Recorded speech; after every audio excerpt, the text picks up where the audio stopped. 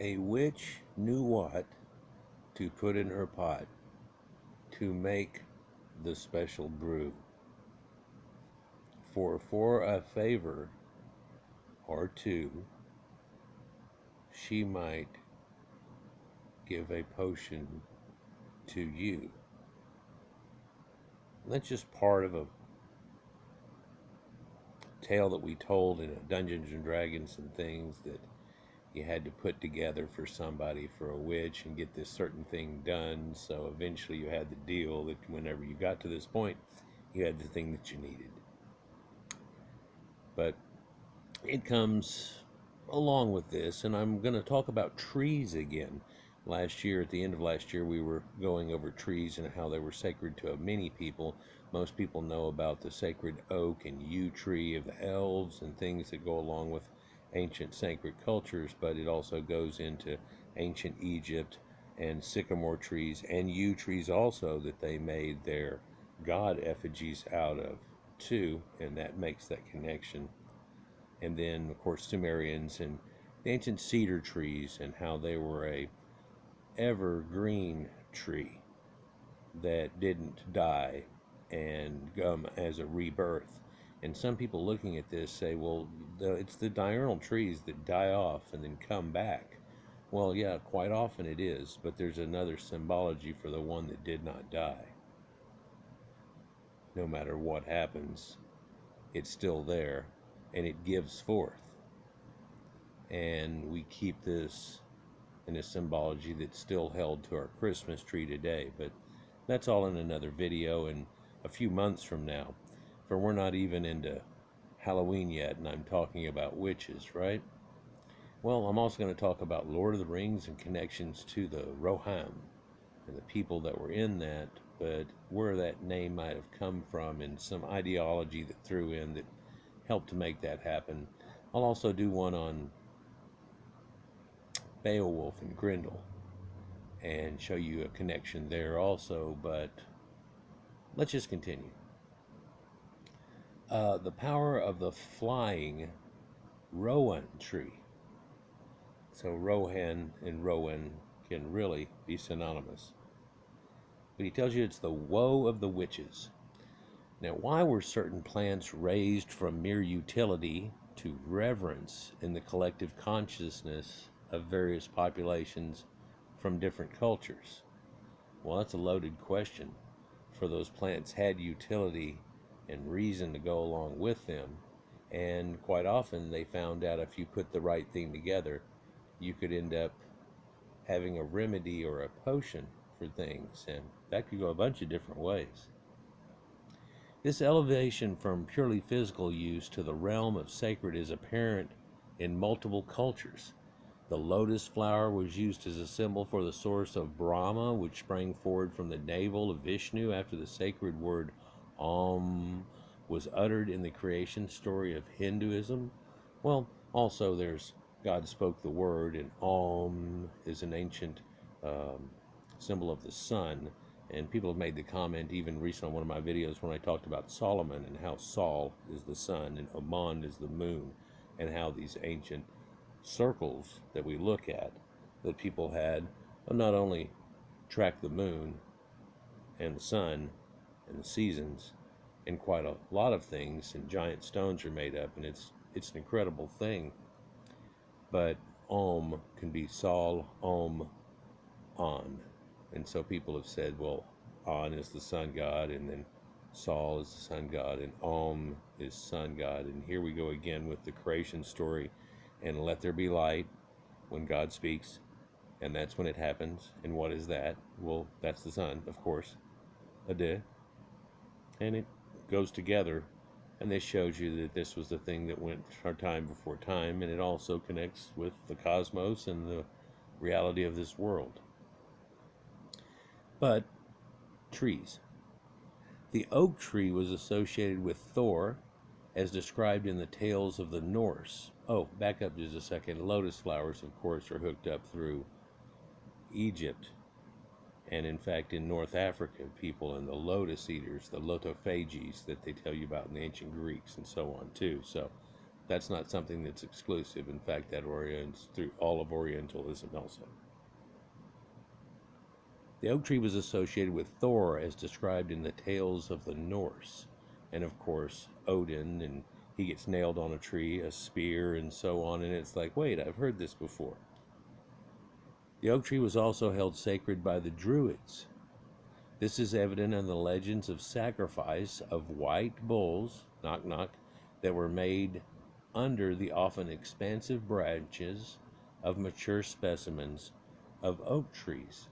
And people a long time ago realized that the blood of animals contains a lot of iron and things like that.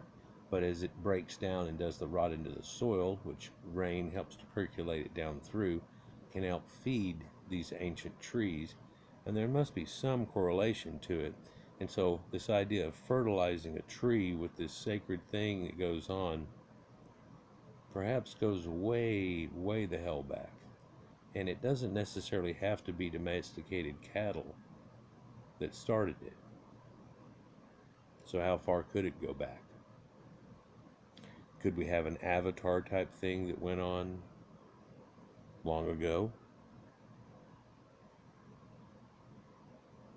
This elevation also occurred with what is perhaps a lesser known plant, the Rowan tree, which has also been reported to have been associated with the Druids and the Norse, as well as the Greek legend of Hebe, as in Heb, Aru. We'll touch upon that shortly. But also, mistletoe has a connection, and we'll speak of that somewhat. Qualities of the Rowan tree.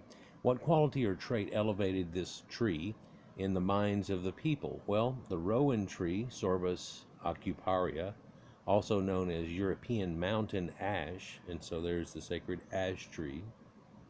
Kind of like when Lord of the Rings, when the Ents and the god trees of each kind come together and they talk real slow. And you make sense because you're small, and tells you things like this.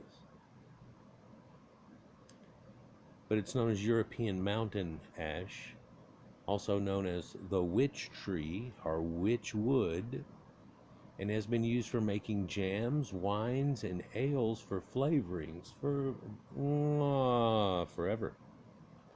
It can grow up to 15 meters or 49 foot tall and live up to 200 years.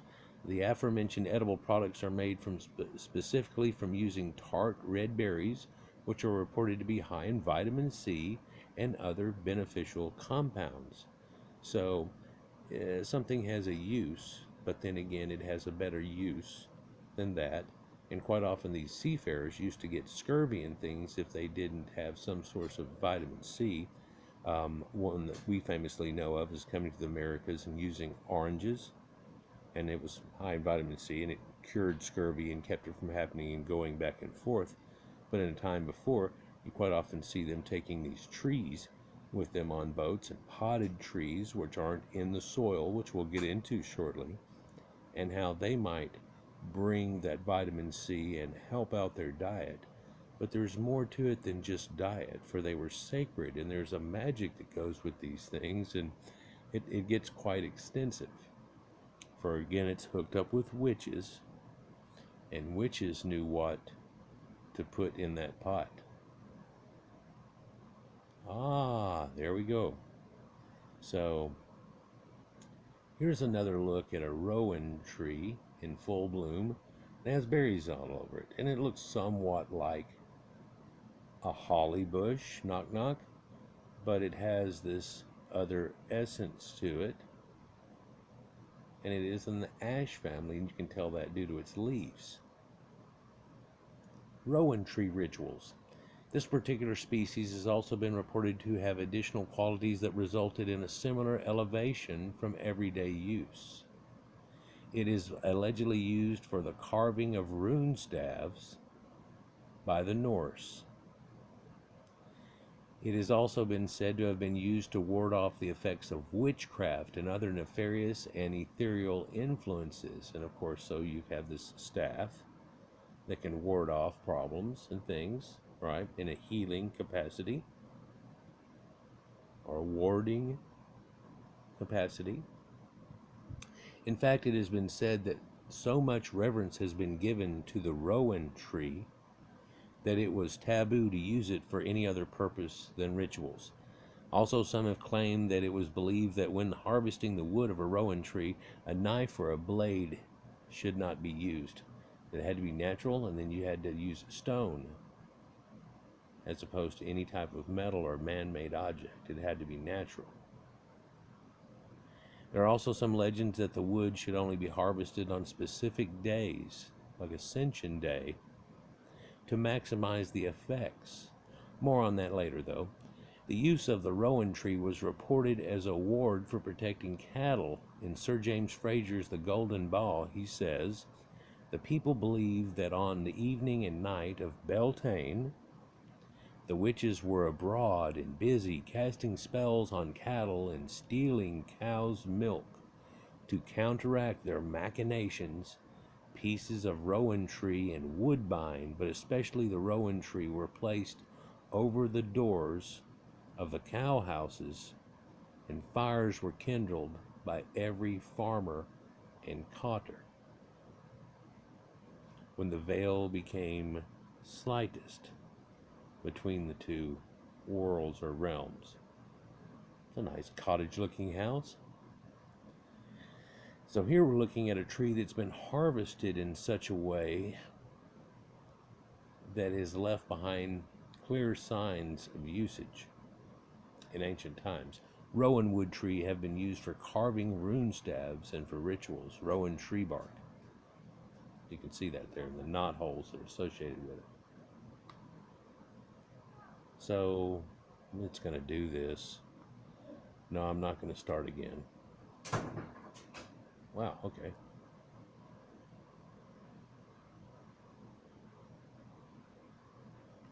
Two additional methods of protection related to this tree have been put forward by other sources.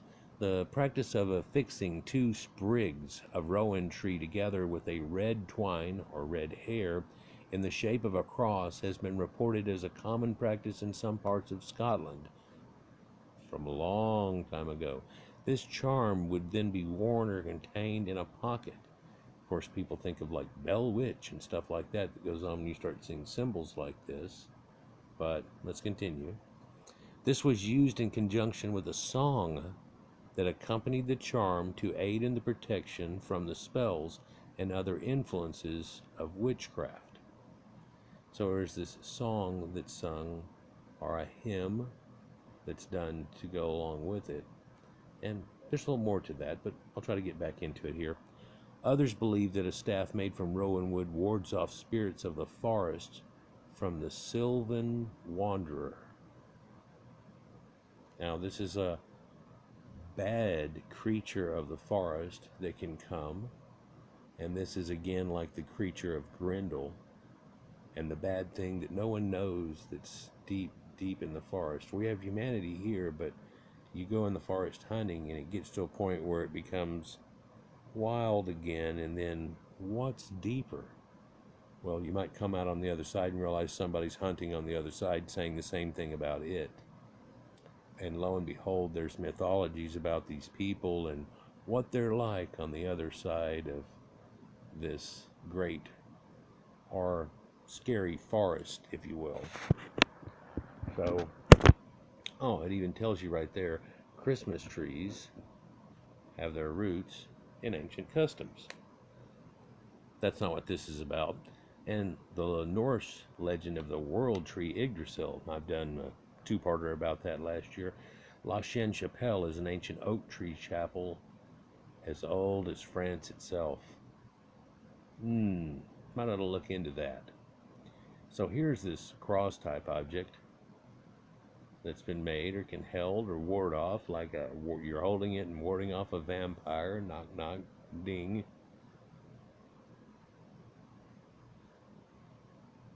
That was donated to a museum in 1893, but dating from much, much earlier. Well, how much earlier? Well, a lot, but that was just one that somebody made during the time. It's not like you're going to find the ancient one that was held by whatever. That was probably buried with her. Rowan berries and pentagrams, let's get into that. Could the physical characteristics be enough to facilitate these beliefs? Some have said that since the ends of the berries appear to be in the shape of a pentagram, that this was possibly the reason for the rowan tree's connection with protection. The ancient symbol of the pentagram may be found in the iconography of several civilizations, some of which may not have been connected to by trade routes or influenced by invasions or by other modes of transfer. And I'll show you one that's even deeper than that when we just show this simple thing for the pictures coming up. It has been observed in cultures from all of the habitable continents. It is commonly known to be used in Wicca as a means of protection during certain magical operations. Perhaps has been passed down from the rituals of the ancient Druids, which some have strongly speculated to be the source of some modern-day Wicca practices. But somebody sees a lot of them as being the source of a lot of modern-day medicines, therapies, and concept of going about such things. So here we see a very, very old pentagram carved into a tree's bark. And if you're ever walking out deep in the woods and you saw that, I would question where the hell you're going and where you're at and which side of the tree is that on. So it's supposed to point you in a direction. If you keep walking that direction and see another one, maybe you ought to go back the other way. Or which way are they leading? Yeah, you need to go back the other way. Unless there's a good group of you. And you got a bunch of tiki torches. Just kidding. You see the pentagram here, but you can also see the pentagram that are on these berries that are in question on this tree. But to my eyes and a lot of people, that might look like something that Italians use and eat all the time because it's got antioxidants and it wards off all kinds of things. Now, it's poisonous to many creatures, but not to humans. It's special, almost made for them. We call it tomatoes. It has that same star spur in the top of it, which that looks very much remarkably like. So that's that famous symbol of protection. And you go, protection? No, that's the devil and everything. Oh yeah, well no, somebody through the dark ages tried to get that crap going on. It still lingers today. I can still smell it. Can you smell it? But that and the hexagram and stuff mean so much different things. Watch some of my older videos about it. I go into depth about it. Not going to do it right now.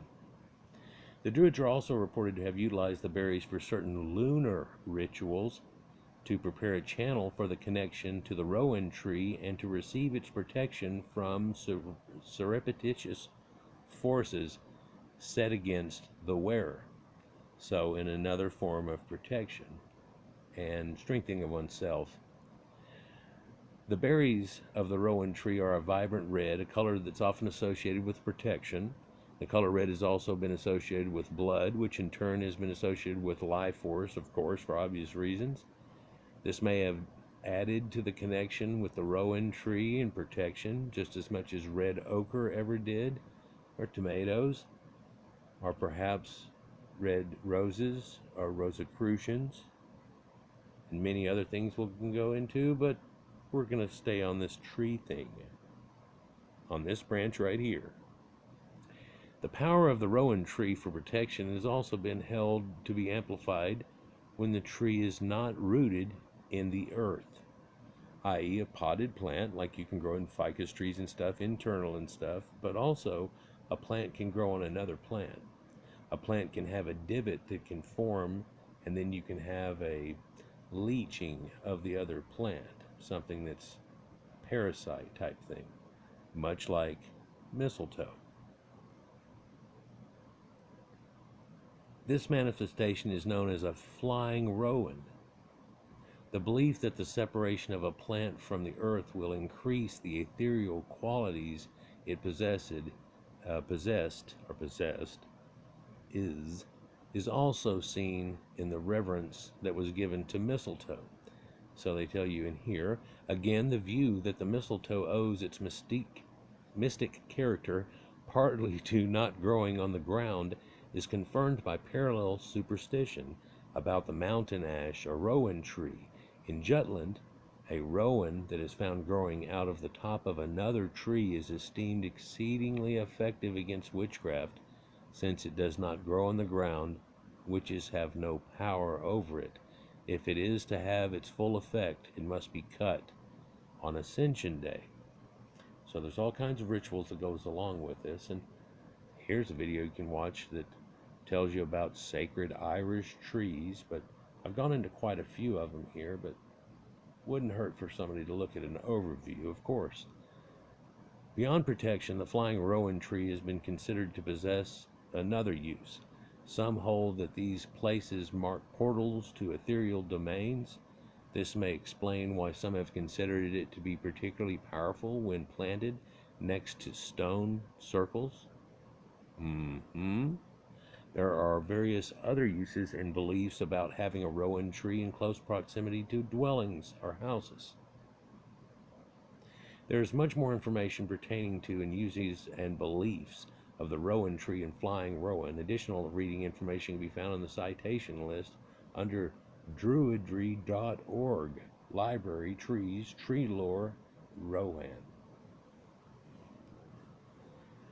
So that's just one more example of how some seemingly meaningless tree might have a lot more to do with it. Now, I'll tell you something that I don't know if it's true or not, but in reading up on these ancient potions and things that one could use in D&D and everything, there was this thing about the rowan tree and its berries and a milk from a cow that was taken on a full moon and and you put them together and do this thing, and then that is smeared on the body like war paint, especially upon the face, which is very porous and interactive. And then there's another potion that's made. Now, this doesn't work on its own. It only has this effect. And this other one doesn't really do anything, but if you're under the effect of one and you take the other, then the desired effect happens. That's all it says. And you're like, well, what's the desired effect? And what is this the panacea or cure for? And it doesn't say. And I don't think anybody wants to start brewing up this crap and find out, but pharmaceutical companies should look into this. For they looked into other things, and it brought forth aspirin and stuff that's been going on for a whole long time, which was all natural, and now they can make it pharmaceutical-wise. Natural is still better, but you can't get concentrations and forms like that unless you do things with it, like witches, who know what to put in a pot. Peace.